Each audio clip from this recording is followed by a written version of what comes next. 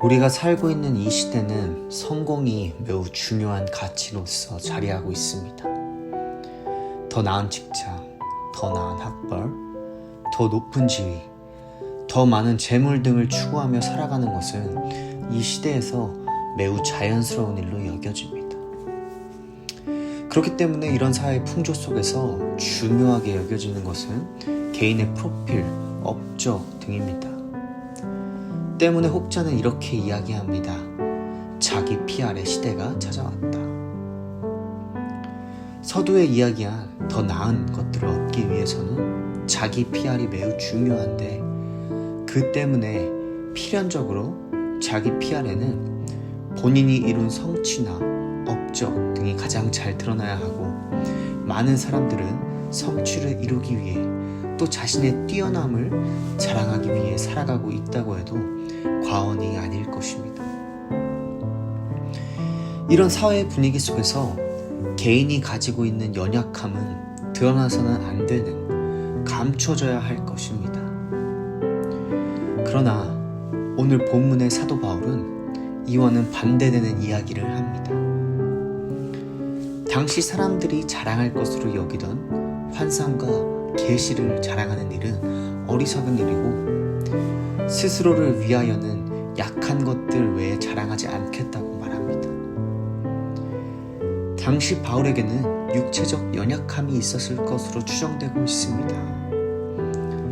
자랑할 만한 것들을 많이 가지고 있었음에도 불구하고 바울은 자신의 질병을 포함한 각종 능욕과 궁핍과 박해와 곤고를 기뻐하며 자랑하겠다고 말하며 그 이유는 그리스도의 능력이 자신에게 머물게 하기 위함이라 이야기합니다.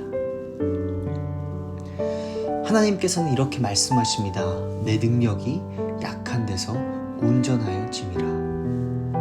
다시 말해 하나님의 능력은 인간의 연약함을 통해 드러날 때 완전함에 이르게 됩니다. 개인적인 성공과 자기 충족성은 하나님의 역사를 드러내기보다 가리기 쉽습니다. 우리가 우리의 연약함에 대한 고백과 기쁨이 없이, 즉, 내 삶에 역사하시는 하나님의 주권적인 역사를 인정함 없이는 하나님의 능력이 간과되거나 당연한 것, 혹은 그것이 내 능력과 내가 해낸 역사로서 받아들여질 수 있습니다. 때문에 우리의 연약함이 강하게 부각될수록 예수님의 능력이 더 온전하게 드러나게 됩니다. 그래서 바울은 자기의 자랑할 것보다 약한 것들에 대하여 자랑하였습니다. 크리스천된 우리 역시 이런 고백을 가지고 살아가야 합니다. 역설적이지만 우리는 자기 PR의 시대에서 내가 아닌 하나님이 드러나는 삶을 살아야 합니다. 하나님의 능력은 우리의 약함 가운데 온전하여지며 가장 잘 나타납니다. 때문에 우리가 무엇인가 괄목할 만한 성과를 이루지 못하였던, 우리가 자랑할 만한 것이 있던 없던, 우리는 우리의 연약함과 그 연약함을 통해 온전히 역사하시는 하나님만을 의지하고 찬양하며 살아가야 합니다. 내가 약한 그때의 강함이라. 사도 바울의 이 고백이 우리 모두의 고백이 되기를 소원합니다. 우리의 능력을 의지하기보다 그리스도의 능력이 우리에게 머물도록 해야 합니다.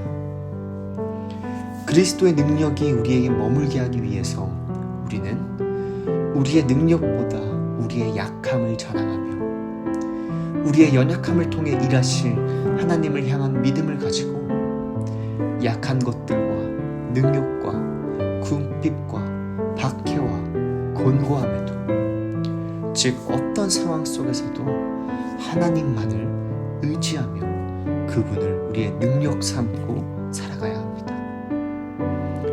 우리의 연약함을 통해 온전하야지 하나님의 능력을 신뢰하며 하나님 앞에서 약한 자로 살아갑시다.